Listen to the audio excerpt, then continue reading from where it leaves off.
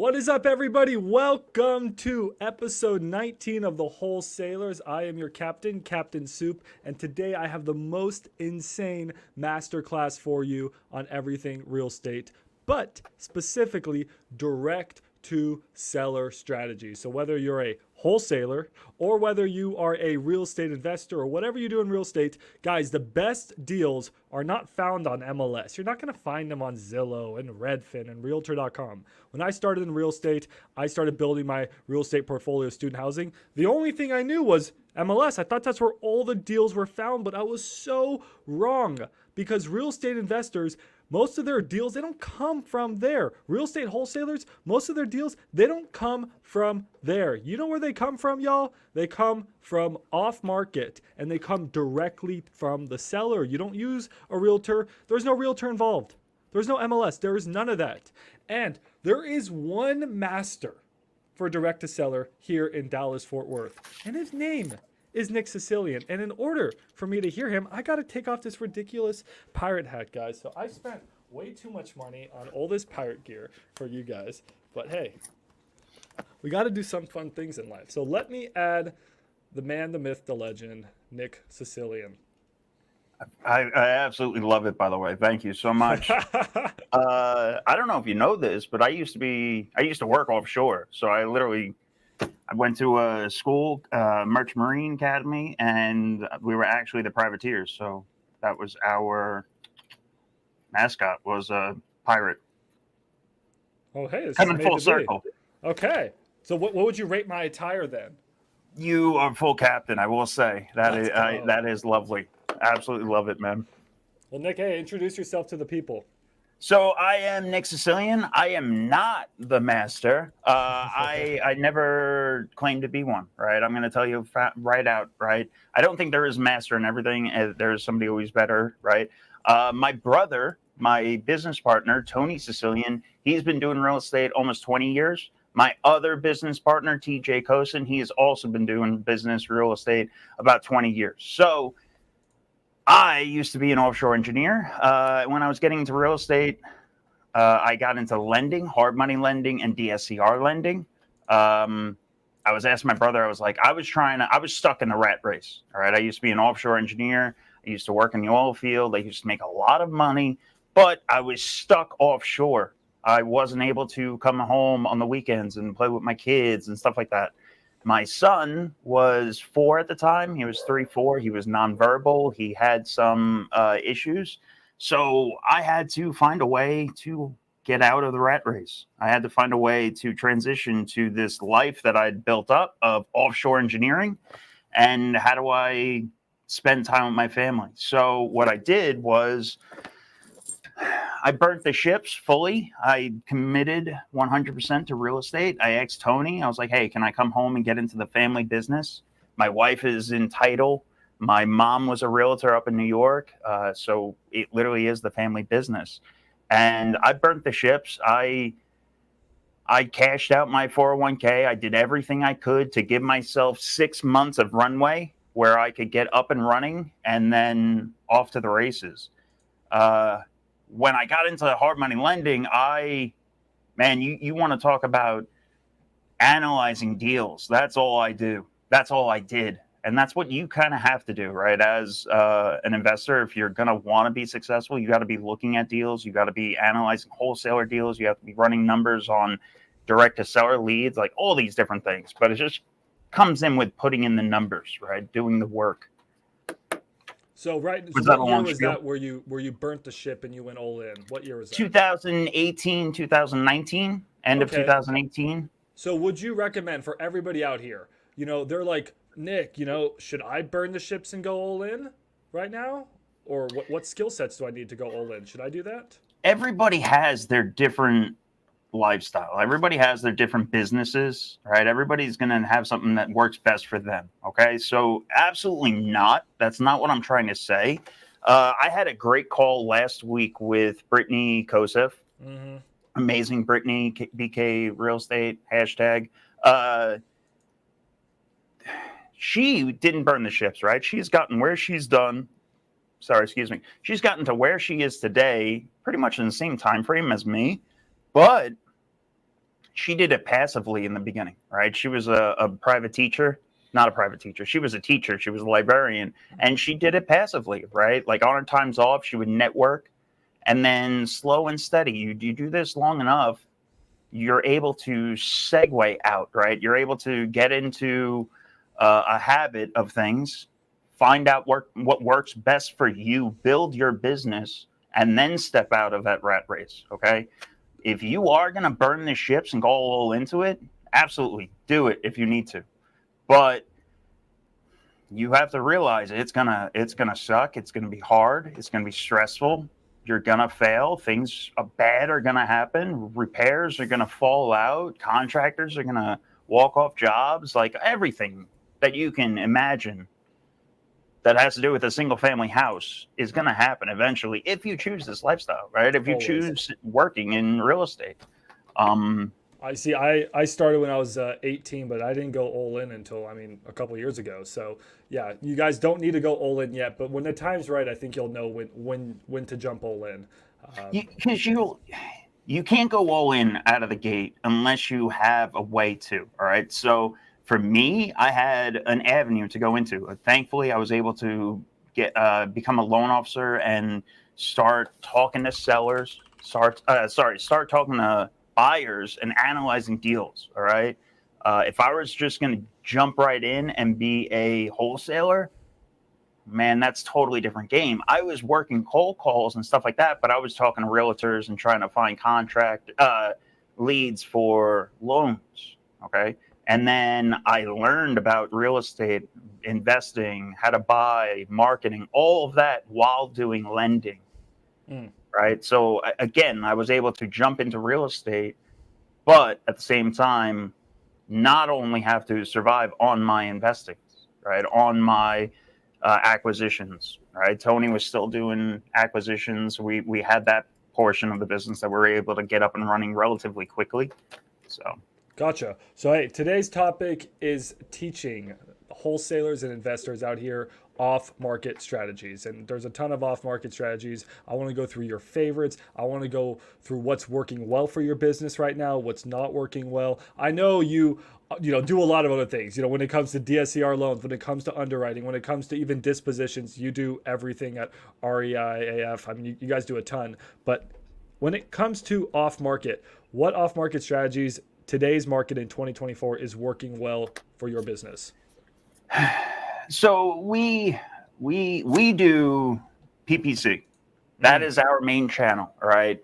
PPC marketing is our main bread and butter, right? I'm going to say this right now, loud and clear to everybody watching. I do not want you to do PPC marketing if that's your first marketing channel, okay?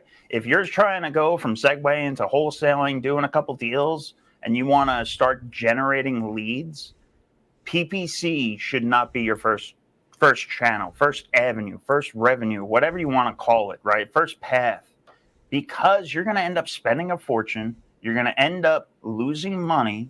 You're not going to know the negative, the correct everything, right? You're going to have to try to understand marketing when in all reality, you need to be doing the thing that made you money, which is talking to sellers. Okay, so right now is not the time to go out there and learn PPC or to learn some new fancy marketing channel. All right, I do not want that. Can you explain to everybody what PPC is? Say that again? Can you explain to everybody what PPC is? Pay per click. Okay, that's Google. That's anything, right? Anything where you're going to pay somebody per click or per ring, right? It's Google PPC. It's Facebook ads. It's anything, right? Anything online. And there's a couple different avenues. It is not SEO. SEO is keywords. It is all the back end BS that gets you pulled up, right? So if you say, I want to sell my house fast, Garland, okay, or something like that, and you type that into Google, all right? What am I doing? I don't know what you're doing. Can you pull my You want me to add your computer to the stage? All right. Give me 1 second. Nick's going to go on it, guys. But yeah, guys, there's a difference between pay per click, and then PPL. So really PPL is when you guys are making your own advertisements. You're going out there and creating your own marketing. PPC is leveraging some other established company's marketing, and you're just paying them for each, marketing lead essentially. But it's very expensive. So I like that Nick right off the bat was like, don't do it. So you think don't do it if you don't have the experience or you don't have a war chest of money to support it? Well, a couple different things. All right. So real quick, when you're ready, you can share my screen over here. Go for it.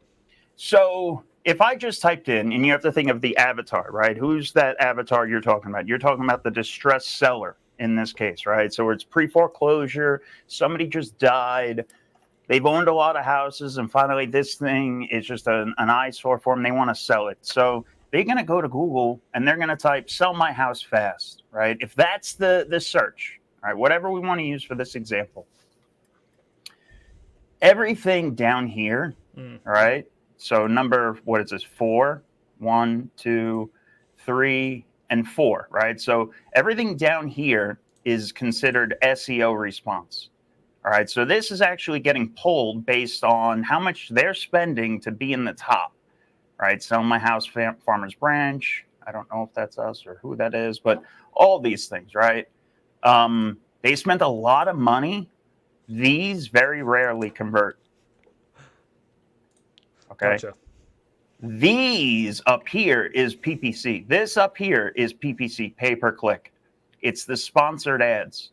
Okay, so you're going to spend a good amount of money for somebody to click on these top 3. Yeah, my bad, guys. I meant to say that pay per click is the one where you're going out and making the advertising. Pay per lead is when you're actually paying for the lead. I got the two mixed up, but yes, keep going, Nick. But no, and I wanna clarify like the two. Right now, if you want to get into PPC marketing, great, you can do it.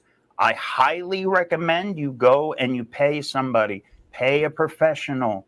What I mean by that is make sure they're vetted, make sure they're damn good at their job, because you cannot ask yourself for a refund, okay? Whereas if you go and you hire a service, a PPL service, a pay per lead service, okay, and that lead comes in, and if it's a bad lead, what is a bad lead on a PPC campaign? This is my favorite example because this is one of ours, right? You don't know what you don't know until you know it. We paid a $500 lead. Phone call rang, right? Lead came in. They wanted to sell their bounce house. What was it? A bounce house. Didn't want to sell their house. Didn't want to do anything with real estate. I don't buy bounce houses. We're in real estate, right? So we spent $500 for a trash lead, something that should never have came in. I can't charge myself a refund, right? I can't.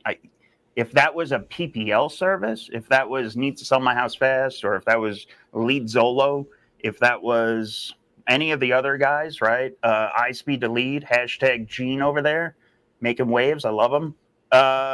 Any of those guys, you can go back to them and be like, hey, listen, this isn't a good lead. I want my money back. Let me get a refund. And they'll process it if it's a bad lead. But typically, you're paying them to filter out bad leads. So you're not going to, hopefully you don't run into them. You're still going to run into them, though. So when I was at your mastermind, I don't know, it was a few weeks ago. And guys, if you are in the DFW area, please come out to REIAF's mastermind here on Thursday. It's honestly one of the best masterminds in all of DFW. You'll learn so much. But when I was at your mastermind, you were saying that you did PPC because, again, you're an established company. You have this down. You have a war chest of money to support it. But you also mixed in PPL, which I thought was super interesting. So you're doing both at the same time, and you recommend that, well, I guess everybody do both, but then that most people start with PPL. Is that true? And why do you dabble in PPL as well as PPC? So I made this nice little table over here. Throw this up for me. Let's do it. So no matter what the marketing channel is, right? This is what I love about real estate. And this is what I love about marketing. Okay.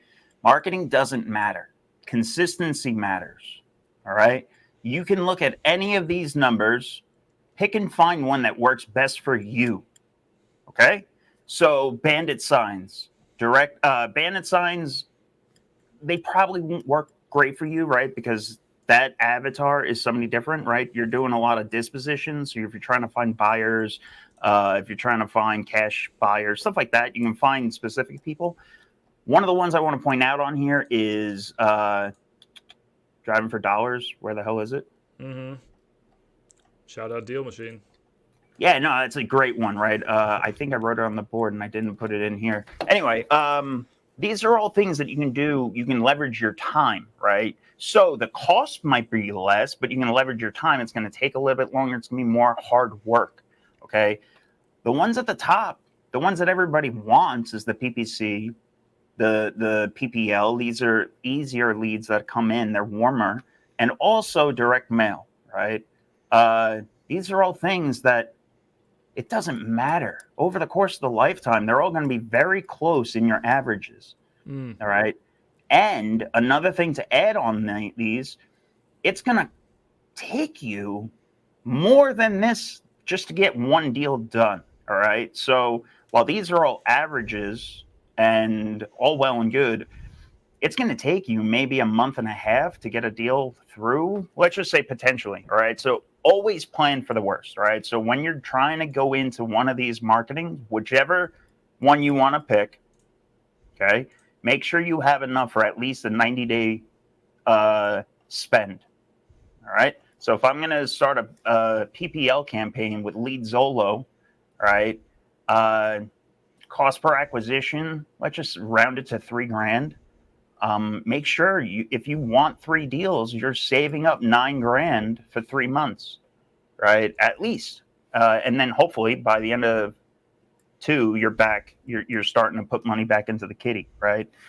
Real estate is nothing more than marketing. That's all it is. What an incredible chart. I absolutely love this. I've never seen the numbers laid out. And what I really like is that what you're saying is we live in a capitalist society, right? So at the end of the day, guys, any of these strategies will work. What's really going to, and they're all going to end up working about the same. I think really what Nick is trying to say is if you master one, you become really good at one, that's where you're going to start to get the unfair advantages because you've doubled down and you've gotten really good at one specific, maybe 2 specific types of direct to seller strategies. So just looking at these 2 numbers, all right, talk to any big mailbox, right? Go talk to Yellow Letter, talk to anybody that is in direct mail, bulk direct mail, all right? There are different campaigns, different costs tied between postcards and letters, all right? I'm going to ask you, which one's best? Which one's better? The answer doesn't matter. Pick one and choose it, right? That's the one that works is the one that you send out. Everybody gets shiny object syndrome, and it really leads to failure. It'll cause people to run around in circles. I had a great call earlier, and we were talking about VAs, and I was asking him. He owns a VA company, and I asked him what the first VA, somebody in this position, like going from wholesaler to investor, they've done a couple deals, they want to start offloading and buying back their time. What's the first VA that they should buy? Typically, every guru that I know tells everybody to go buy a TC or a cold caller, right? Offload those. This way you can start working real leads. His answer, 100%, is an admin manager or some shit like that, right? Somebody to manage your time. A professional assistant or whatever, right? They are going to sit there. They're going to offload your time. This way you can spend more time working phone calls. You're not going to be in there filling out back-end reports or follow-ups, but you're going to sit there making more phone calls. So I'm sorry, guys. You're not going to get an easy button out of this, right? It all comes down to putting in the work. Man, I'd love to hear it. So you're not one of those gurus? Is that what you're trying to say, Nick? No, absolutely not. Good. Yeah, guys, you're not going to get any gurus on this masterclass or with any of the people I bring on. We don't do guru advice. What an awesome chart. Okay, so then you're saying, and we got some questions rolling in here in the chat, so we'll try to answer them if you want to take a look at them. But you're saying, okay, so PPC is the most expensive, and then pretty much door knocking, bandit signs, that's the cheapest. But you're saying you're doing a mix of PPC with, and you're throwing in some PPL. So back to my original question, why are you throwing in and mixing in some PPL into your PPC? So because it's just another way to get your phone to ring. Okay. So when you get to a larger scale, we're listen, guys. I'm running a large shop. We're doing on average 20 to 30 deals a month. Okay, so I need multiple marketing channels. All right, that's why we do it this way. Now, to the questions that are in, yes, 100%. Ivan, perfect. Thank you for throwing that up there. When you're first starting out, this is my giant. I can't put a big enough exclamation point. All right, when you're first starting out, go with a PPL lead source. All right, two things on this though. Go with the PPL lead source and do not go nationwide. Don't get sucked in with the whole wholesaling nationwide trend, okay? Find a market that you like, that you understand. Learn that market. Go deep as fuck in that market and then branch out into another market, all right? Find a market that has good returns, good numbers, that you trust and you know well, and then go into that market alone. Let's start. If we're going to talk about these lead sources, the PPL, right? I have them separated because Lead Zolo is really a true pay per lead source. Okay, and that's why I advertise for it. I love them. I like that they are a per pay per lead source, right? So the way the Lead Zolo works is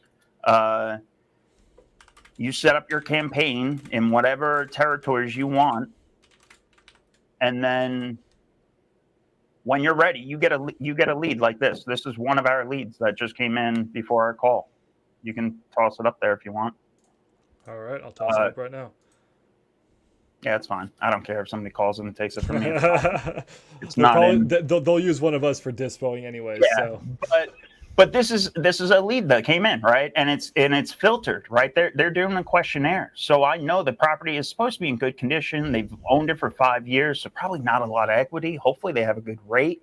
The things I care about is how the time of it, right? They want to move ASAP.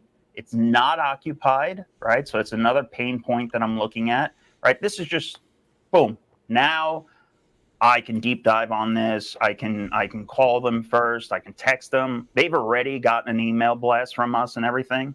So, and then one of my acquisitions guys are following up with them.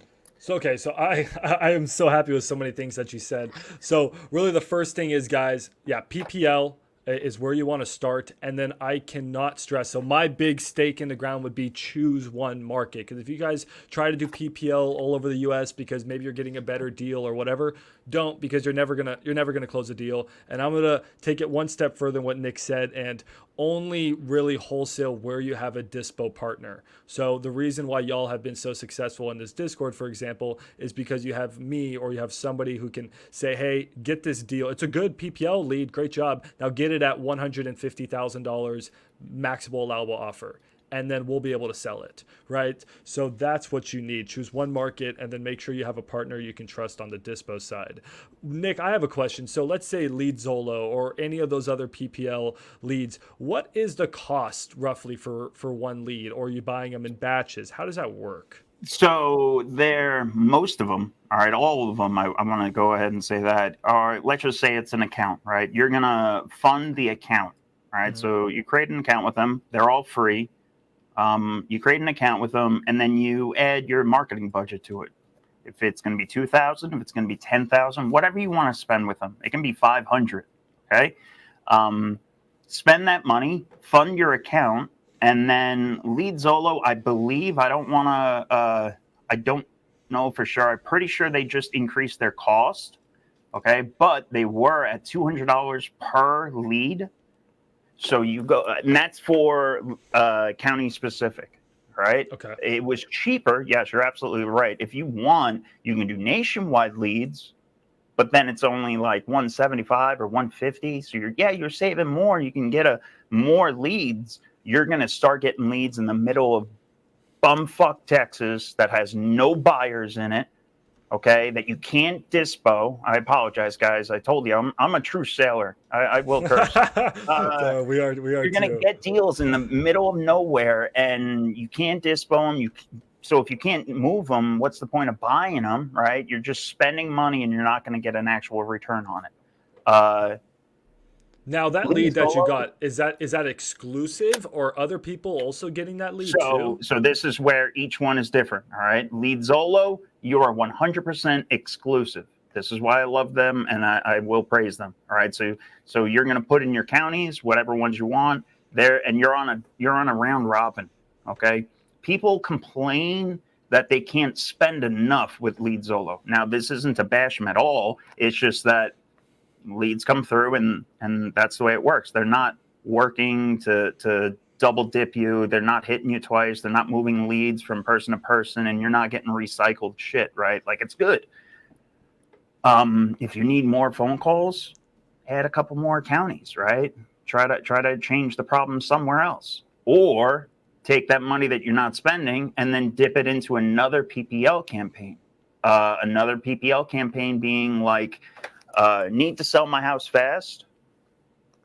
All of the other ones, and we can even sign in, right? I think it's leads. Need to sell my house fast.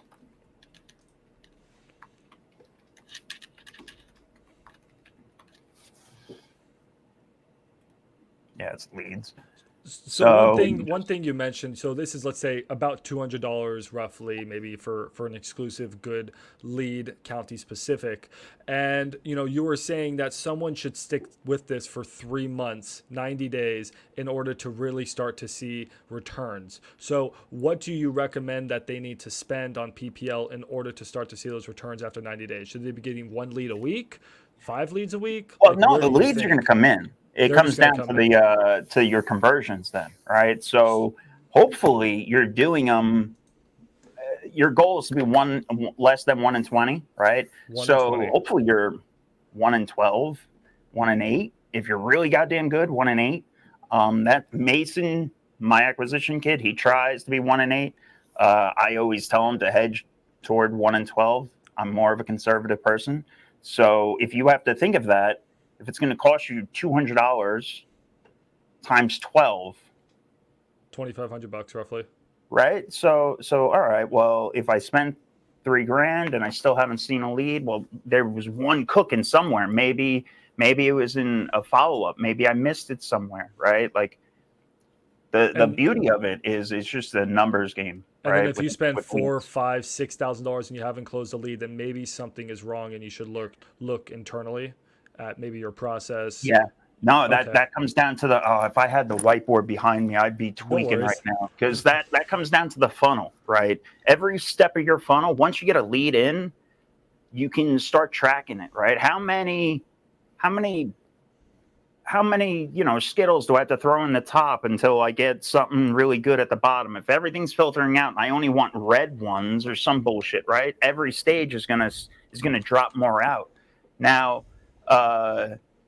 if I see a big drop off, if I'm getting a bunch of leads, but I'm not getting conversions, well, that might be a problem with my sales. Or if I'm getting a lot of deals under contracts, but they're all falling out, well, I'm probably not buying deep enough, right? Or something like that. So can you talk to me more about that funnel? You can start going back and tweaking on once you understand them.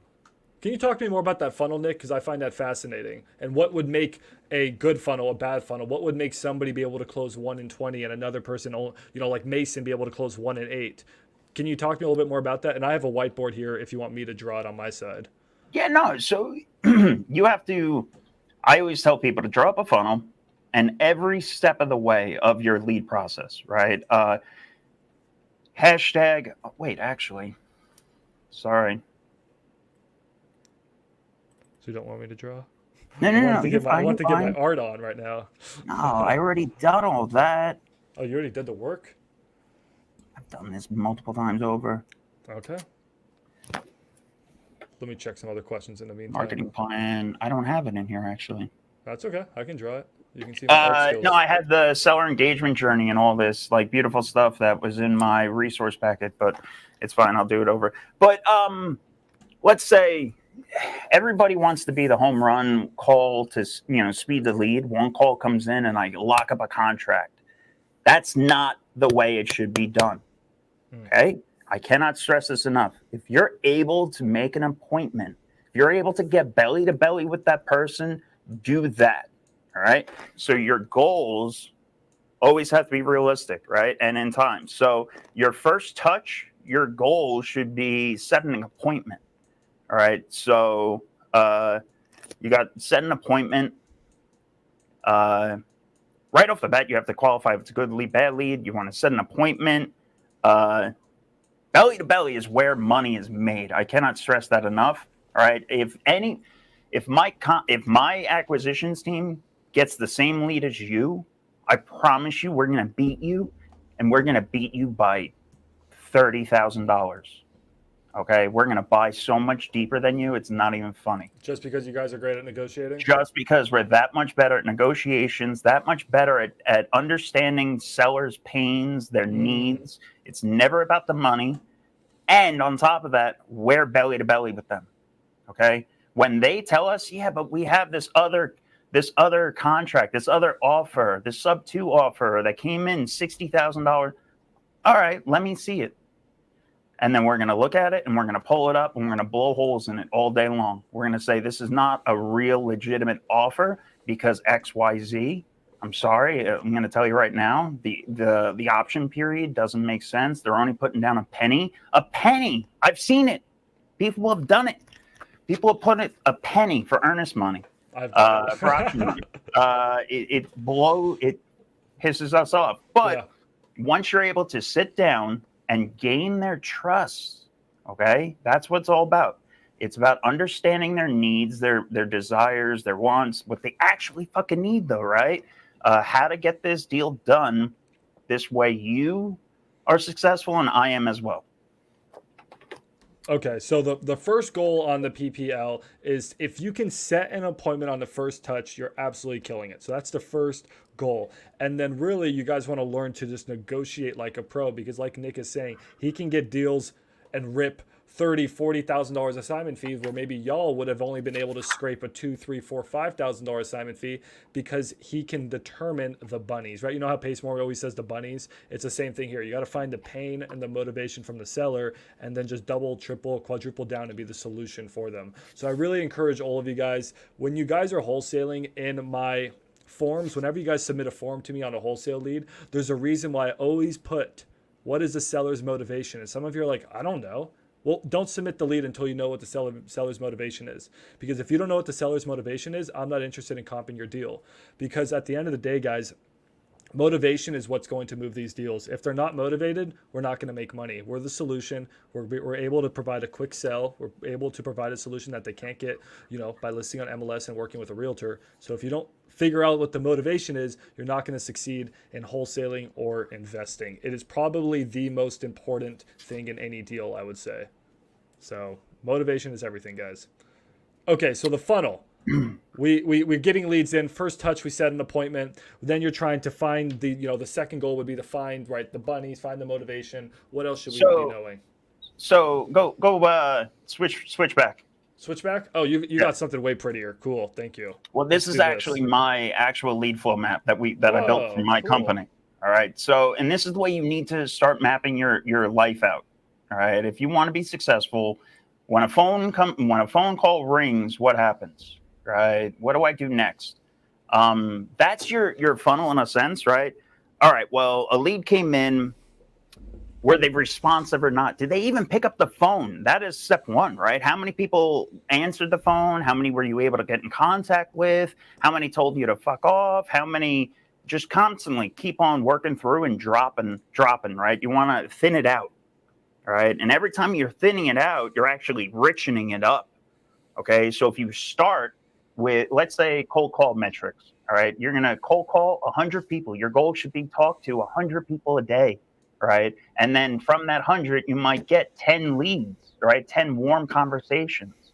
Well, it's going to take you 10 days of that 110 until you have 100 good quality leads that you're going to eventually start working deals out of.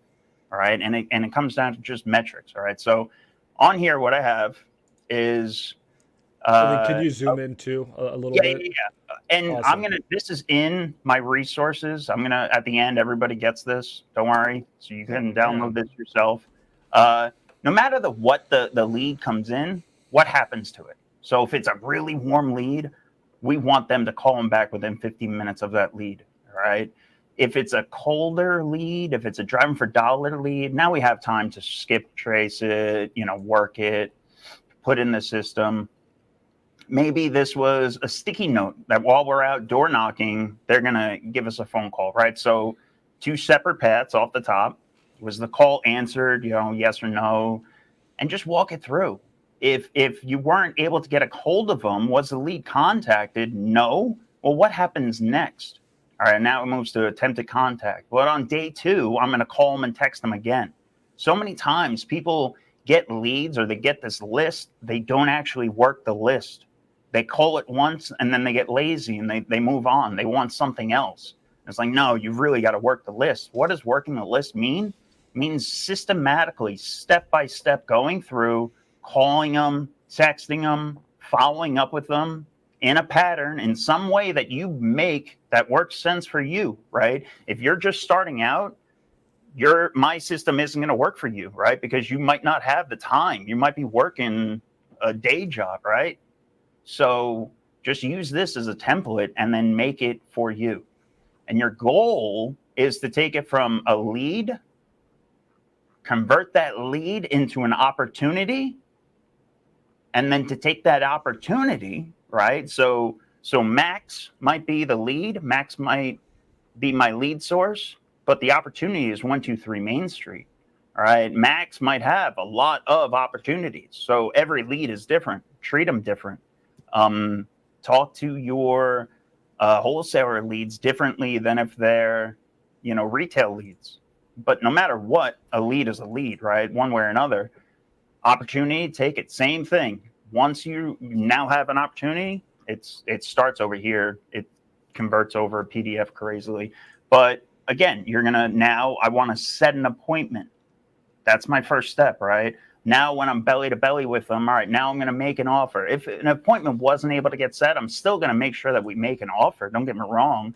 But there's a certain pattern or there's a certain workflow for everything. I can go, and again, it's a simple workflow to get to the outcome of whatever it is, all right? I always tell everybody, and we preach on this, that you have to understand the numbers as an investor. And I'm going to get into that by going into the calculator in a little while. But I want to finish up on PPL real quick. I'm a bit mind blown. This is awesome. I did not expect any of this.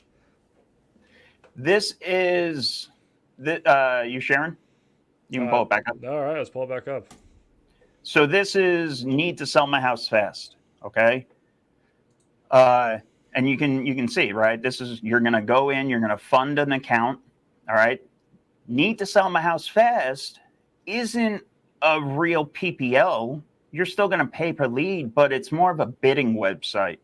All right. You have to be top bidding. So if I wanted Dallas, it's going to be $475 a lead. But maybe let's say it's the end of the month. My marketing budget is thinning out. Maybe I want to work only the tertiary markets, so I can turn those off, and I can only work tertiaries during the night. I need to sell my house fast because you can do kind of creative things like that. You can play with the budget here and there. You can turn it on and off. You can save it for the end of the month. But it's the same. No matter what, you're going to stick one path and move through it until you have success, right? Your problem shouldn't be closing deals, right? You should always be just working leads and talking to people and trying to solve problems, right? You shouldn't be focusing on marketing. Okay. Everybody wants to get the best marketing price, and I understand it, right? You want to have the best business, but that's not what it's about, right? It's always shiny object. I want to learn sub 2 because everybody's doing it and it's the way to get into real estate with other people's money. And absolutely not. You're going to spend a fortune kicking yourself in the ass. Like all this, when all in reality, you could have just went directly to the source. You could have went and door knocked. You could have drive for dollars. You could have done another cheap revenue dollar entry costs, right? To do something in real estate that isn't hitting up people at the top, right? At the top of the asking price and trying to take over conventional, right? Creatively and all these roundabout ways to skin a cat. Guys, the reason why Nick sounds just like me when I'm saying like you don't want to be wholesaling creative, you don't want to be going after all these fancy golden object syndrome things, is because we're not gurus, right? We're not trying to sell you anything crazy or anything like that. We're just genuinely trying to help you make money, and sometimes just the traditional old tried and true ways are the best. Now again, I'm still a huge believer in, like, if you want to invest, absolutely go sub 2, go seller finance, leverage these deals. But if you're just trying to make active income and make a ton of cash as fast as possible, there's a reason why this stuff has existed for, I don't know, decades, maybe a century now, and it's going to exist for decades and centuries, whereas wholesaling all these crazy weird methods is probably not going to exist for decades or centuries. So take advantage of, the tried and true. The last question I want to ask, and then on PPL, before we jump over to maybe underwriting and some other topics, and we can quickly go through questions here. I know some people want us to do a little bit of role play, going back and forth, like how you negotiate, which I think would be super fun. Is just to clarify, you're buying leads from somebody who's essentially doing PPC. PPL is buying leads from someone who's doing PPC. Would you say that's correct? Like Leadsola, all these companies, they're doing some form of advertising. Yeah. Okay. Let me just say that they're doing some form of advertising. Okay. I'm sure they do some form of PPC somewhere. I know different companies, right? They'll run social media ads. They'll run Netflix, Jesus. They'll run YouTube ads, right? A lot of them are just broad-based, bland, white paper, in a sense, YouTube ads, right? Like, hey, are you currently in this situation? Do you need to do XYZ? Click the link now, and we'll get you a free cash offer. That's just very broad-based, right? It doesn't matter what the branding looks like. Again, people get into marketing. They think they are actually getting into branding. My face isn't on any of our websites to buy the houses. All right. I'm nowhere to be seen in the retail eye, right? Because I don't care. Like, it's not my face that people are buying. It doesn't have to be my brand, right, that gets the phone to ring. What I care about is having the phone ringing, right? Whatever marketing channel that is. And if you want to be successful, you have to have multiple. Now, I'm not telling you guys to go out there and get multiple right off the bat. No, absolutely fucking not. I want you to pick one and trust it and use it. Use it for 90 days, guys. Stick with it. If it doesn't work after 90 days, come back to us and say, hey, why is it not working? And then we'll go through, maybe your funnel's wrong. Maybe your pitch is wrong. Maybe your disco partner's wrong. Why do you think P90X was P90X? Why do you think 75 hard is 75? Like, once you get into that, like, it takes time. You need to be doing things for about 3 months for you to have results. Like, and it doesn't matter whatever you're doing, putting down ice cream or picking up the phone call. It's the same shit. It's the same thing. Okay. So yeah, Ivan said he got a 10K assignment just from driving for dollars. Love it, man. Okay, maybe we can do some back and forth role play here in a second on your actual sales pitch. But what do you want to cover next? Did you want to cover underwriting a deal? What did you have in mind? So I'm gonna actually get into that next. But I want to touch on Ivan's question about KPIs and such. Yeah, that was a good question. So, Ivan, honestly, about this, you just need to be counting your reps, right? Are you doing enough, right? You'll start to understand what you need to track to be successful, all right? I can tell you what KPIs to use, but my KPIs aren't going to match yours, right? I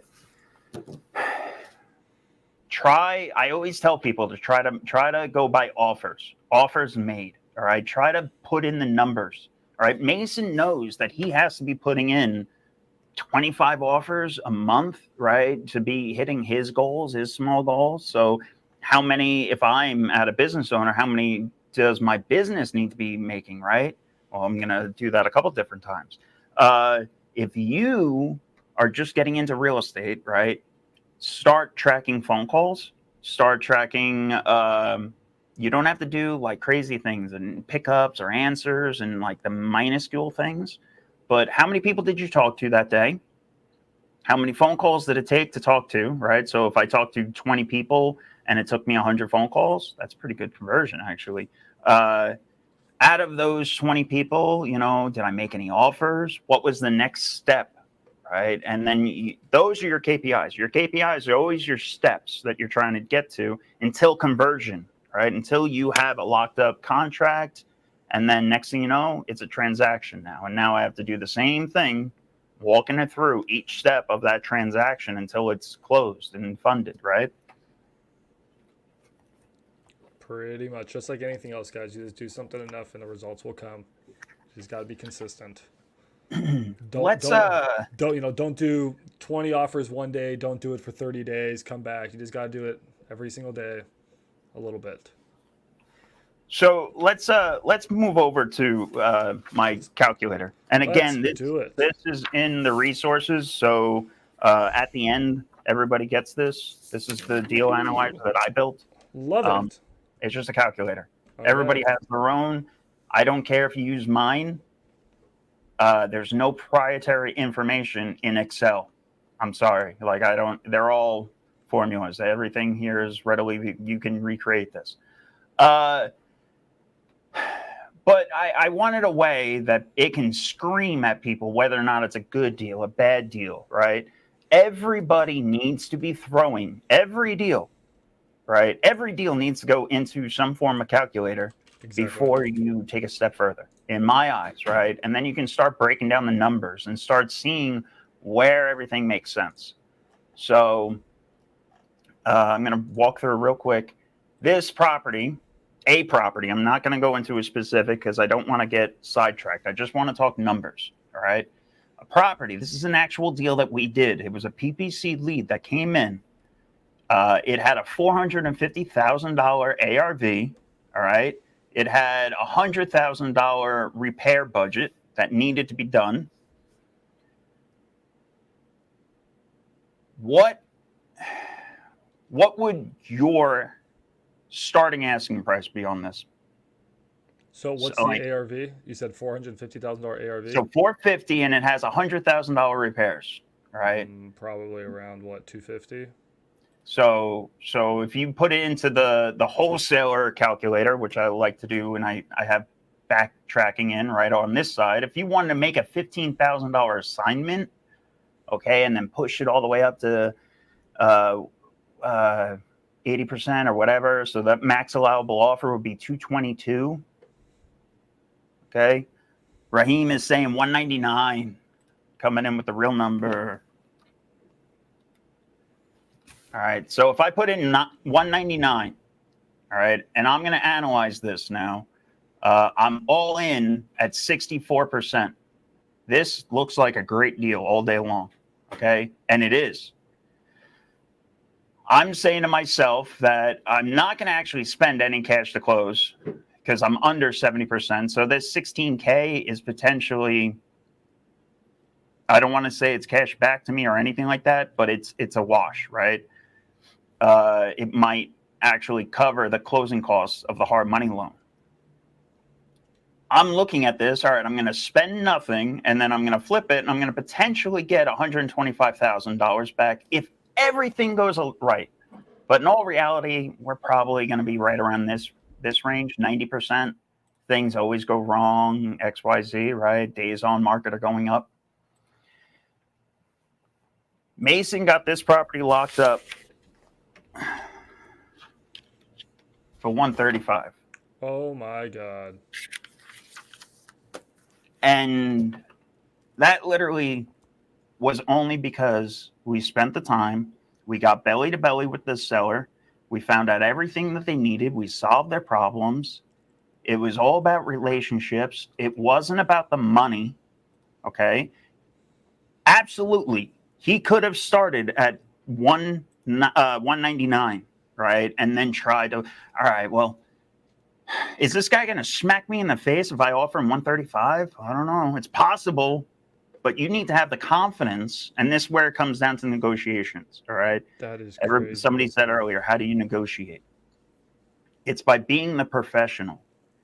It's by understanding this is the offer that it needs to be. Okay. This is what the property is worth in its current condition. It's going to take XYZ to get to the property where you want it to be. I'm not here to just make money. I'm here to solve your problems, get this deal done. Oh, you got another offer? Let me see it.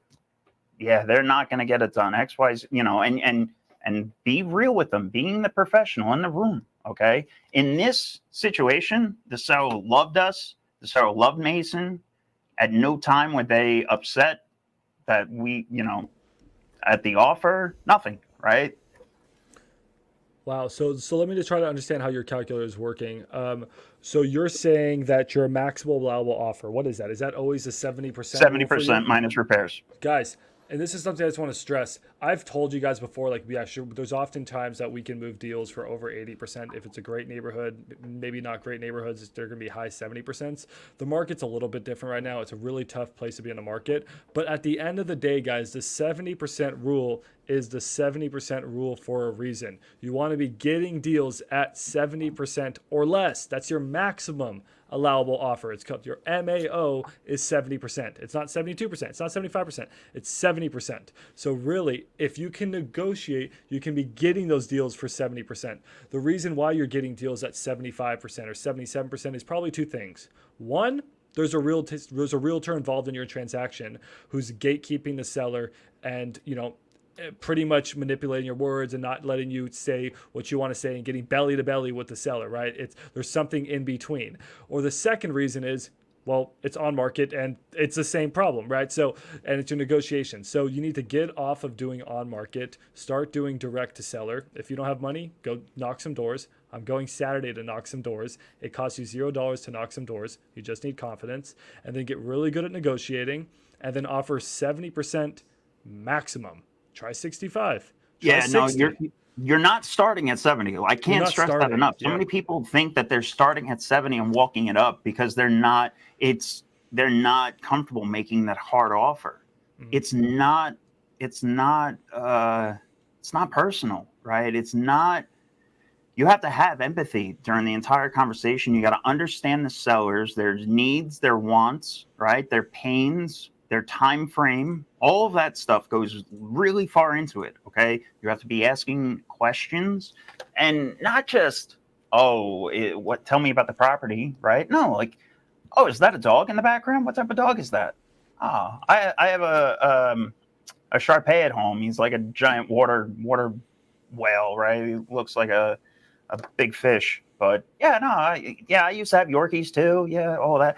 Get sidetracked for 10 minutes talking about dogs. It doesn't matter, right? Everybody gets into this hard up thing about a script. The script is just the entry. It's just, hey, I'm calling about your property on 123 Main Street. I was thinking if you were wondering about selling it. Yes or no? No? Okay, no problem. Do you know anybody else? If they're warm leads, then you're not trying to do that introduction. Like, oh, you filled out a property. You filled out a form on our website for 123 Main Street. Tell me the story. And then just sit back. Make awkward silence your friend, right? These people want to talk. They're in troubled situations. They need help. Everybody gets so scrambled up trying to make $5,000 easily, getting out of the rat race, that they don't understand that these people are sellers. They need help, and they're reaching out for it. So otherwise, you provide the correct help, you solve all their problems. First off, we're making these offers, and guess what our drop rate is, guys? We're not dropping contracts. We don't have deals fall out because we're putting in the legwork, okay? That's how we're making money, though. So just Never Split the Difference is an amazing book, okay? It just comes down to doing reps, having conversations. That's the way you get better at everything. I can't say that enough. Okay. Just understand have long conversations, talk about things in the background, right? Ask open-ended questions, ask questions that actually peel the onion back, right? That actually move the needle, all those phrases that you want to hashtag.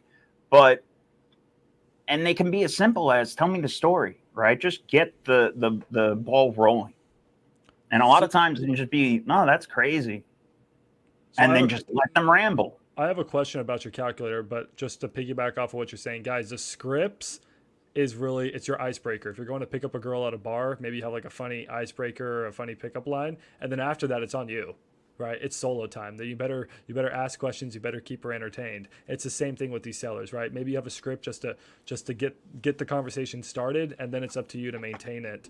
And it's honestly, it's just a people's business. If you're good talking to people, that's all that matters. But again, sort of try getting to the substance. Don't just talk about the dog for 45 minutes and then hang up the phone, right? Try to get it to lead somewhere.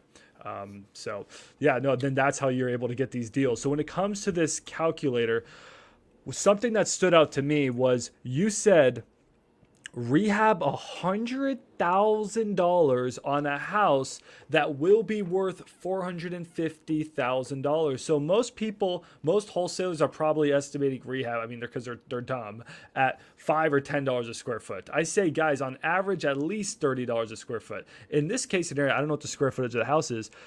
This rehab seems really high. Now, is that because you know your stuff and you actually know what it costs to flip a house, or do you try to be conservative? What's the situation? So all right. So in this one, we knew the repairs. There was previous damage to it. It was an insurance claim, right? So it was already pre-gutted. It was all ready to go back together, right? I forget the square footage on this one, but we also do have the square footage calculator on the side, right? If you're just trying to rough estimate it. If it was going to be a 1,200 square foot house, and you put it right over here, right? So if let's just say this is a 2,200 square foot house, then my estimated repairs, if it was going to be a full end gut job, would be 131, right? Okay. But maybe medium repairs 110. So I don't remember the square footage of this house. So let's just call it 2,000, just to round it. And boom, 100 grand. So that's just a rough estimation on that side. Okay, so you're saying about $50 a square foot, which for okay. Yeah, I think these are all 30. But no, but my point 30, was 50, not so much 60. On the number. My point, okay, 30, 50, was just like, guys, you are most likely underestimating repairs. So that's two things you're doing wrong. Is you're saying, the property, I can 75% of ARV is fine. And then you're saying it needs a lot of work, 25K. So here's the issue. You're paying too much for the house, and now you're estimating rehab $50,000 below, and then you wonder why. Maybe I say it's a bad deal, or you get under contract and you try to sell it, and investors like, no way I'm going to pay that. You got to be more conservative with repairs. It's really expensive to fix up a house, and then you got to be offering less. And you can do that. It's not impossible. Just really start getting good at negotiating. Start feeling comfortable on the phone. Nick, where did you get good at negotiating? Where did you get your reps in? Because I know what I did, and I'd love to give you guys what I did. But where did you get your reps in? So I started out by talking to realtors, right? Cold calling realtors. And then I was the lender, right? So I was talking to investors to fund their deals. So I was sitting there and they were giving me numbers. They were sending me deals and I would have to underwrite them. I would have to comp them. I would have to analyze them. And then I would turn around and tell them yes or no. If your lender is telling you you're bringing a lot of cash to close, do not be mad at your lender. Okay, if I turn around over here and let's just say I didn't buy it for $215, I didn't buy it for 70%. Let's say I bought it for $225. All right, just bumping it up to $225. Yeah, it's a 72% deal, but now you're bringing 10 grand cash to close plus 16 grand cash, right? Like closing costs. This is just the down payment right here. Okay, this is the first red flag.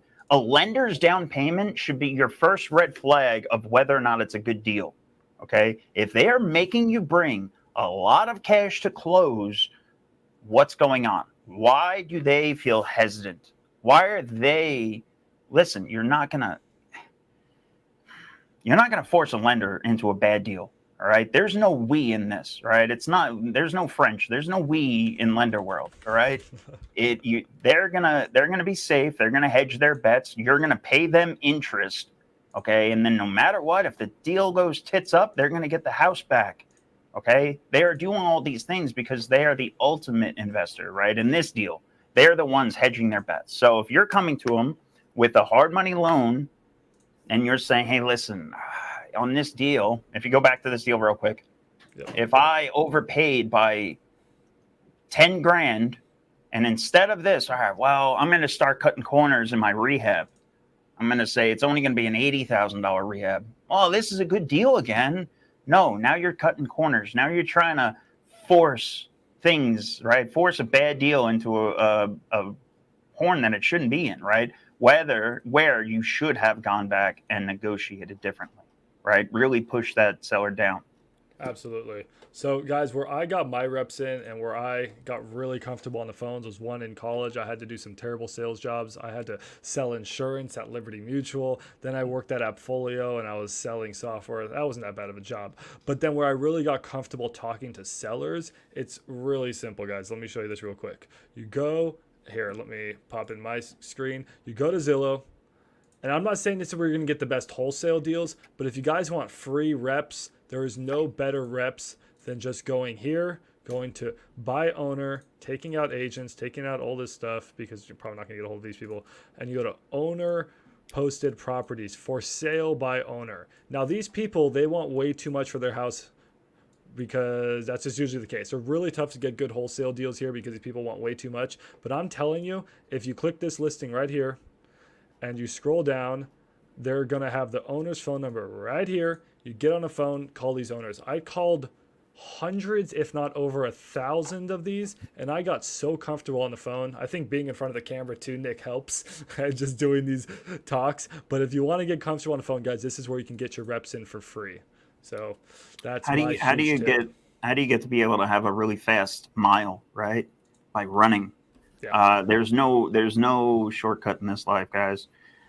To go to Ace's question about negotiations, specifically on these one, just because he has numbers, right? So if a seller wants 300 and you need it at 50% of what they're currently at, there's a lot of more things you have to know about this deal first, right? So my first question to sellers, or one of our key questions to sellers is, what do you think the property's worth and what do you want from it? Okay. I like that. So it's two-part question because, all right, the property is worth $300,000. All right, well, how much do you want? Well, I want to walk away with 20. Those are two totally different numbers, right? If I can solve the one problem of walking away with 20, I don't have to give her 300, right? So it goes down to the conversation, right? There's a lot more that you need to be pulling apart there, right? Where does that $300,000 number come from? Is it because the property down the street just sold? Well, all right. Well, unfortunately, the property down the street looks like this, and show them photos, right? Same way that we deal with wholesalers, right? You have to be realistic. You have to be the professional. You have to be like, no, unfortunately, your property is never going to sell for 300, right? It has to be closer to XYZ because you have to put in the work. If you want to sell it for 300, you're going to have to do all these repairs. You're going to have to list it with an agent. You're going to have to spend money. You can't afford to do all those things currently. So that's why I'm not able to pay you 300. So because of all these things needing to get done, my offer, the correct offer, is 150 or whatever the number needs to be. And again, those are always based off of percentages. Okay. The calculator and everything, I'm going to toss up a QR code at the end so everybody can scan it and get it. And if you don't want to wait until the end, go to REIAF.com, click on resources, and fill out, it's a lead magnet, right? So just download it. It's free. All of my different things are in it. So go here, go to resources, guys. and then it's in here. Awesome. And then, well, one thing you said there stood out to me so much. On the phone with the seller, and this is something I learned just today. I usually ask, like, hey, what do you want for the property? But you say it differently. It's like, hey, how much do you think this property's worth? 300,000. Okay. What do you want to get out of this property? How much you need to walk away with? Because those are completely different answers, like you said. Sometimes it's like, I just want to walk away and not, lose any money. Okay, that's a different answer than I want 280 or something. Because a lot of times they mistake what it's worth with what they want. So phrasing those two questions separately is actually so smart. I'm going to start to do that myself. I love that tip. Take it, man, and it goes so far, right? These people, you have to realize that their numbers come from the air, right? They'll go to Zillow and just pull up a Zestimate. Well, this is what my property should be worth, right? And unfortunately, the way you got a Zestimate? All right, well, Zestimate is just AI, just an algorithm, and it just spits out a random number. That's what your property could be worth, but you're going to have to spend a lot of money and then list it with a realtor. You're going to have all these costs. You're going to have to spend a lot of time, right? So do they have the time for all of that? I don't know. Or, each lead is different. So figure out what their pain points are. I don't know if did I show this one? The different distressed sellers chart? Oh, let me add you to the stage.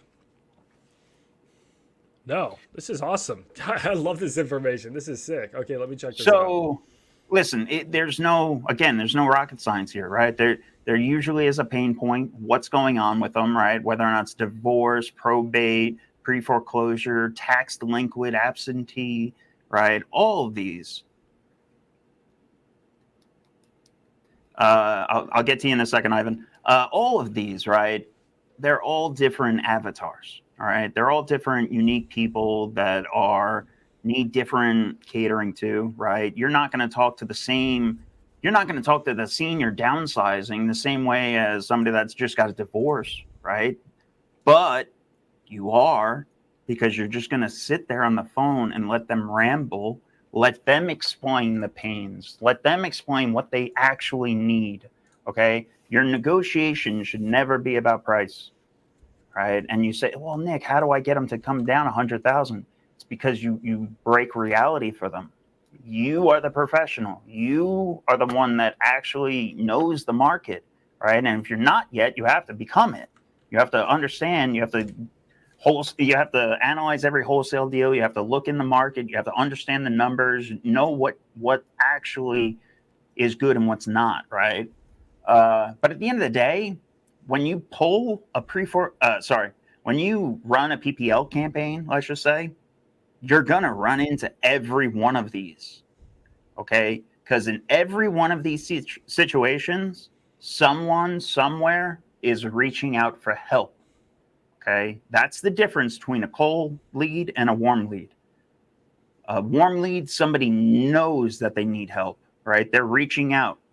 Now you have to come to reality with, all right, well, what is the actual house worth? Can you help them in their situation? Sometimes we can't help people, and it sucks, right? Whether or not it's a homeowner who doesn't have who has an unrealistic number in their head or something, but sometimes we can't help, and we'll make our offer. If somebody can beat us on it, we'll wholeheartedly tell the homeowner, listen, go take that offer right now. It's going to solve your problems. If they can get it done, amazing, right? Give us a call back, and it is what it is. But you never get into an argument with them, right? You always push you always stay behind the pendulum, all right? You never headbutt with them. Love it. To answer Ivan's question, this was actually a pretty interesting video I made once. So you can actually use the Zestimate to wholesale. I don't recommend this, but it's a fun test experiment I used. And I ran some deals that we actually were able to get under contract and sell at our company. And I compared them to the Zestimates. I compared a ton of them. And this was a fun rule of thumb I came out with. So Compare Zestimate to purchase price. If Zestimate is less than 70% of the purchase price, then it's likely a great deal. If Zestimate's 70 to 80% of the purchase price, it's likely a good deal. And if the Zestimate's 80 to 90% of the purchase price, well, it didn't finish, but it's likely a terrible deal or a bad deal. Now, does that work in all places at all the time? Absolutely not, guys, but it's just fun. So that just shows how far off the Zestimate is, more or less. You usually want to be, well, it's funny, 70% rule, right? So almost 70% of the Zestimate oftentimes is where the numbers work. People don't realize why the 70% rule works the way it does either. And this is why I love sheets, right? Here you go. Flip you onto you want to add your screen? Oh, what's up, Bryce? Hey, I gotta give Bryce some numbers back on this. What did you do? You got the calculator pulled up? Here, let me pull that up right now. So, and I just threw in quick math, right? I just threw in $100,000 ARV. We're gonna buy it for $50,000 because it has a $20,000 repair. Okay, that's 70%. The reason 70% matters so much is because that's what lenders will lend on. Right? They might push it up to 75 if they know you're going to buy and hold it. And the reason why they're willing to do that is because their risk goes down a little bit because they know you have a trusted out. Right? They're not hoping that you list this on the free market and make a profit. Right? They're usually you're pre-approved with a refinance lender or their in-house lender or whatever scheme you got, right? That they can then push it up to 75%. You're gonna right off the bat, if I bought this property 70%, right off the bat, I'm gonna lose 10% when I go to sell it. Okay, so I'm working on a 20% spread for a home run deal. All right, that 20% spread, I can do anything with it. Okay, if I bought it deeper, I can even wholesale it more, but there's still room in there for if I need to, I can close on it. I can fund it, I can flip it, and I can make a good profit, right? Things have to dip. We always make sure that things are stress test. And this is what it is right here. What can go wrong before this is a bad deal, okay? If it can take a 15% hit and I still make a profit, that's a good deal, right? But if, let's say, I overpaid, and I pushed it, let's just say it's an 80% deal, right? I brought 10 grand cash to close, plus then I have the joy of spending $20,000, right? So as an investor, I'm all into this deal, 30,000 plus closing costs. The stars have to align just for me to not lose my ass. I don't think people realize how expensive it is to fix and flip a house. When investors are buying at 80% of ARV, not only do they have to pay closing costs twice, they have to pay realtors 2x on the sell side. They got to pay their buyer's agent and their seller's agent. So there's 6% on the sell side, plus closing costs twice. And then there's usually right now high days on market, which means a lot of price cuts. Most people aren't getting their full ARV and they're having to cut the price. But worst of all, guys, hard money is so expensive. If you get 12% with 2 points, that's an amazing deal, and you're probably not getting that. So at the end of the day, if you really start to run the numbers, these fix and flippers they're not making a lot. People think fix and flippers ruin the real estate market. They're buying all the homes so that the regular people can't. Well, no, they're taking homes that you would never want to buy, retail investor, and they're putting in blood, sweat, and tears for not that much money to then make a house that's livable for the average person. So they're doing a great service, but yeah, they need to be buying at a deeper discount to make money. And that's why you, the wholesaler, it's so important to know the numbers for the investor, because that's who your client is. And if you're selling them deals at, too high of an ARV and you're not getting them cheap enough, that you're losing them money. So that's why they come back to you and say, hell no. So you got to know their numbers. The the reason why I stress numbers so much, and the reason why what we over at REIAF, right? It's all about being an investor first, right? I love wholesalers, right? We're wholesalers. You guys are wholesalers, but you're also investors. You have to be an investor first. Okay? Wholesaling can be your disposition strategy. So be it. That's fine. But you have to understand everything about this game. Okay? You're promising these people that you're going to get things done in a certain time frame, right? If you're not understanding everything about it, if you don't understand, all right, well, this end buyer, what I'm pushing the end buyer isn't an actual deal, which means, oh shit, maybe I won't have any end buyers, or an end buyer is going to fall out or something, right? So on the front side, I'm going to have so many more dropouts. I'm going to have so many more failed contracts. I'm going to have loss of return on marketing spend, all of these things, right? If only I learned numbers on the front side, if I learned how to make an actual offer, what the number should be. This way, hey, listen, I can take this down. I can flip it myself. I just got to go find hard money, right? Or I can keep this as a rental. I can burr this. Oh, all right. Well, never mind. It's now I got too much shit going on. I'm just going to wholesale it, right? Like wholesaling is just a transaction, right? And that's Never where go into things saying, "Hey, I'm a left shoe only guy." No, you that's need where two the shoes, industry is people. going, right? Because they're making wholesaling illegal in a lot of places. So you need to go into this with the mindset that you're a real estate investor, and then wholesaling is one of your exit strategies. But if that exit strategy doesn't work, it should be a good enough deal where you're happy to actually buy it yourself. You shouldn't be selling people shit. You should be selling people deals that you'd be happy to buy yourself if wholesaling doesn't work. I love that point. A Yeah, wholesaler no, is just a real estate investor whose exit strategy is wholesaling. Just like how my exit strategy, student housing, a wholesaler, and their exit strategy is wholesaling. We got one more question from Bryce, and then I want you to make sure that you can have time to shout yourself out and also market your Thursday's mastermind, which I'll be at. So that's just in a couple days. Bryce is one of my awesome wholesalers from Pakistan, and he has like 15 VAs in Pakistan calling for him. Super awesome 18-year-old who works really hard, sends me leads that I actually have to comp right now. But he said, any advice for someone who's wholesaling in the U.S. but from another part of the world? Have you come across that before? pick a market. It's the same thing. It doesn't Yep. matter if you're on a boat in the middle of the ocean, but you got Tesla internet, right? You can be anywhere. And that's why I love single family. Um, Pick a market, go deep in that market. Okay, don't get cute. Don't try to do virtual wholesaling nationwide. You already have a hard enough time trying to wholesale deals virtually. Why make it harder by having to try to understand multiple different markets?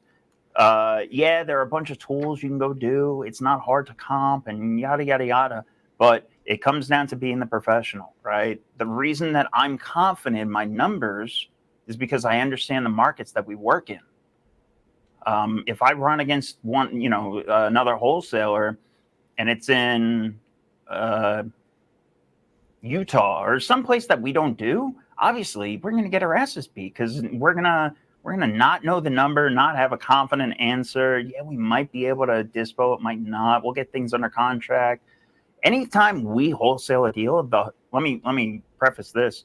Anytime we wholesale a deal, the seller knows that we're going to do it. Okay, where that's part of the negotiations, right? Like, hey, listen, my cash offer would be XYZ, but I can't do this. That doesn't work for my business. I have some buyers though that I think this would really work for. Let me go put it on a contract. Let me go market it to a couple of my specialty VIP buyers, and let me solve your problems that way, right? It's not, hey, I'm gonna go fix your problems and then turn around and wholesale it like a shady son of a bitch. No, that is where all these regulations are coming through. I think Pennsylvania just passed another one where they have to be licensed. It is what it is. Just you can get somebody licensed easily to use, but it's coming, man. It's People are coming. fucking it up. Yeah. So where it's going to go, guys, is you either need to get licensed or even double closing won't work because in some states it'll work. In other states it won't work because you still have the intention of wholesaling it. So what you're actually going to have to do is literally close on it and then sell the deal again. So at the end of the day, guys, more and more, you just got to be a real estate investor, and then you'll wholesale deals here and there, but you gotta come into them as a real estate investor and actually mean it, not be on the phone like, I'm a real estate investor, and all you are is actually a wholesaler. You have a mind of a real estate investor. You go into these deals thinking and knowing you're a real estate investor, and then you're like, we'll end up just wholesaling this deal. Guys, I have a fund, right? So when I get on the phone, I say, hey, I have a fund and I'm genuinely looking at this property to buy it for my fund. I go out there, I walk the property with my contractors, and oftentimes I'm like, I do not want this deal for my fund. So then I say, hey, I wanted to buy this property for my fund, but it's not the right property. It won't fit our buy box. However, I got a ton of buyers that I know who would love to have this deal. Do you mind if I just assign this contract to them? 100 times, they're always like 100%. The realtors or whoever the seller's just like, sure, I don't care as long as the deal sells. Don't lie. Be transparent. It's okay that you're wholesaling. I love wholesalers. Let me just start off there. I love wholesalers because they're some of the hardest working people out there. All right. You guys are just hustlers. And that's what I love. You guys have to realize, though, you're working harder than you need to. Right. You guys are hustling with agents and people that are in the way, and you're trying to skim fat off the top. Right. You're trying to get back into all these creative financing deals. And all right, now you're talking about rates. Right. You're talking about PITI. We're trying to get into all these creative deals. And you're like, pick up a phone and talk to a seller and try to solve that person's problems. And you'll have way better success. Right. You might have to talk and be told no quite a few times, but I promise you in the long run, you'll be happier you did it. So love it. I'm gonna share some, if you don't mind, just toss it up real quick. I'm gonna share this Thursday in our office. Every third Thursday, okay, is our open office mastermind. This event is going to be special this third Thursday, so make sure you guys come on out. I have this month is focused on marketing. Okay. Every month is different. We do acquisitions, we do dispositions, we do marketing, and we do underwriting. Okay. Everything, one of those 4 topics has something to do with every real estate transaction.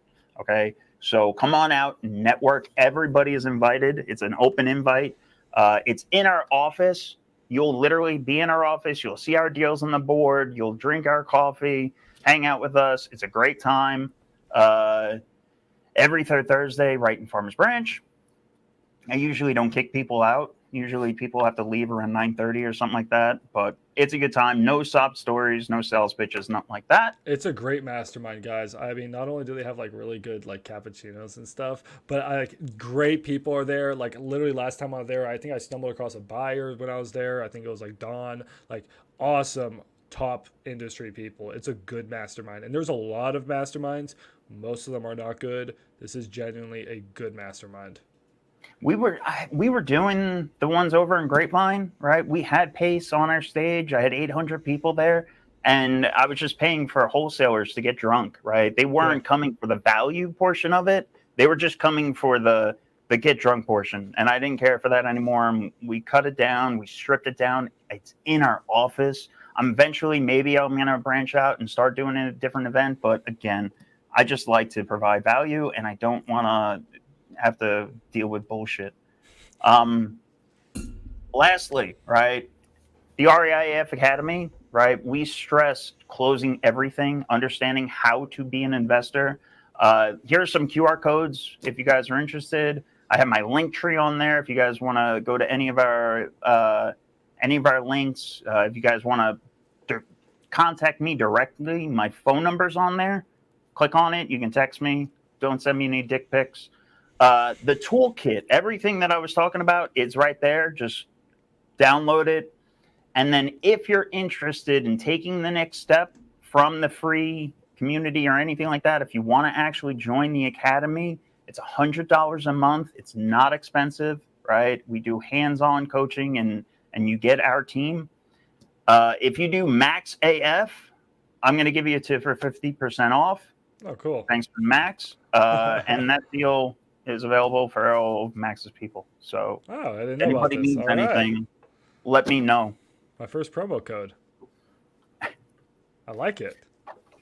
Okay, guys. Oh, awesome. also, I got while I got Max up here, you can take this down. The first Tuesday of September, Max and I are going to be speaking at Ryan Jackson's Texas Tuesday event. That is in Hyenas in Fort Worth, Texas. So make sure you register for that. I barely know about this, so I'm excited. Don't we need to send him some pictures for the flyers or something? I forgot the answer. Yeah, he does. He likes to do marketing. You're gonna get something to hang on your wall. So Cool. Should I send him a it'll be a pirate good time. picture, or is he gonna think I'm weird if I send him a pirate picture? You got to send him a photo. But like a pirate picture? Whatever one you want. If you want a pirate picture, He already you hates can me do your 'cause I have pirate an picture and my golf photo. Send him my golf photo. I have an Android and he's already shitting on me, so I don't need to send a pirate picture. He's like, all right, this guy's not gonna actually go talk. Yeah, But just do you and your just so dog. you guys know, it's this dude, Ryan Jackson. So who's all gonna be there, and what kind of event is this? Because I don't even know what I signed up for. So it's just wholesalers, investors. It's in DFW. Can you put up the QR code while I'm chatting? It's just in DFW. Local investors. It's a good crowd. If you like my crowd, you should enjoy that time as well. It's different. You're going to hear us speak as opposed to ours being pure roundtable. Those are actually, we're going to have to make a presentation and actually get up there with the mic and we're going to talk about something. So I'll talk direct to seller. You talk whatever you want. Okay. It'll be a good I get time. to choose a topic. All right. Yeah, you let's get to do whatever you want. I love it. I'm so hyped. Hey, well, Nick, thank you so much. I will be there on Thursday, guys. Make sure to check out, all of Nick's free materials that he offered. Check out his course, his academy. Well, I guess it's not a course; it's more of just a community. And yeah, check it all out. And then Nick's in the Wholesalers Discord too. So if you ever need anything direct to seller related, he's our direct to seller guy. So yeah, if anybody needs anything on marketing, if they're starting to get into marketing, if you have some questions, honestly, I'm in your Discord. Drop a comment. Let me know. I'll help any way I can, guys. Absolutely. We got to get you. I got to put your golf picture as the Discord picture. Wait, what's your Discord picture right now? I changed. It was my cat for the longest time. Was it the cat? Hold on. I think I made it Trump. You got to search for me. Oh no, it's just you. Oh, just my fat mug. Okay, no, we're gonna change it up. I'm gonna get you some fun pictures and some fun stuff. So, anyways, guys, that's Nick in the Discord. So, if you're on the Discord, make sure to join the Discord. And if you're in there, talk to Nick, talk to me. Well, Nick, thank you. It was a pleasure. I gotta go kill some cockroaches at a rental property. Go get them, buddy. Let's do it. All right. Later, guys. Later. Keep crushing it. Bye, everyone.